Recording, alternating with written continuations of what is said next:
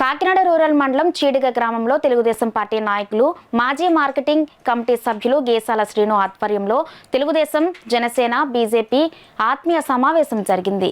ఆదివారం జరిగిన ఈ కార్యక్రమంలో ముఖ్య అతిథులుగా కూటమి అభ్యర్థి పంతం నానాజీ, టీడీపీ నాయకులు కటకంశెట్టి బాబీలు పాల్గొన్నారు.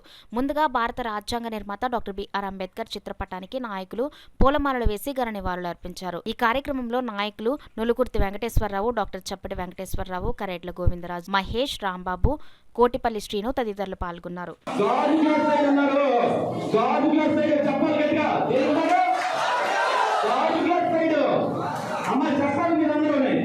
రాష్ట్ర భవిష్యత్తు బాగుండాలంటే చంద్రబాబు నాయుడు గారు సీఎం అవ్వాలి, ఇక్కడ పంతం నానాజీ గారు ఎమ్మెల్యే అవ్వాలి. పంతం నానాజీ గారు గెలుపు ఖాయం. ఎందుకంటే ఏ గడపకి వెళ్ళినా అందరూ వార్తలు పడుతున్నారు. ఒక్క ఓటు కూడా వైసీపీకి వెళ్ళే తీరులేదు ఈరోజు అందరికీ తెలియజేస్తున్నారు. అందువల్ల ఇది గెలిచిన మన ఆపద్ధర్మ ముఖ్యమంత్రి ఈ రోజు ఒక కొత్త నాటకం మొదలుపెట్టాడు. అది ఏంటో తెలుసా మీ అందరికీ?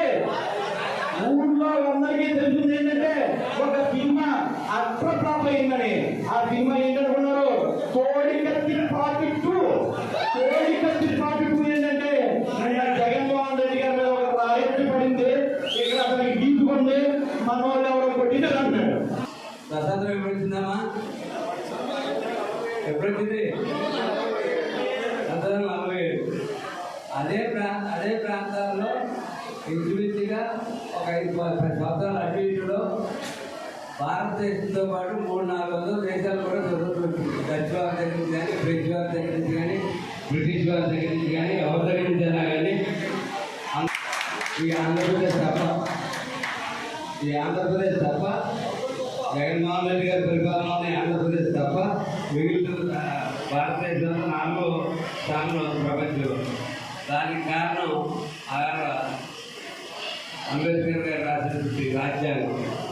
మనతో పాటు స్వతంత్రం వచ్చిన దేశాలు ఇవాళ తిండి లేకుండా, నీడ లేకుండా, సైనిక పాలనలో ఉండి అడుగుకుండా దేశం యొక్క మునుగుడే తెలియకుండా అయిపోయిన పరిస్థితుల్లో మిగిలిన దేశాలు ఉన్నాయి. అప్పుడప్పుడు సవరణ జరిగినప్పటికీ కూడా ఇవాళ ప్రమాణంగా జరుగుతుంది. అలాగే ఇవాళ మిమ్మల్ని అందరినీ ఎన్నికలు అన్ని రాజకీయ పార్టీలు వస్తాయి, మిమ్మల్ని అందరినీ ఓటు అడుగుతారు.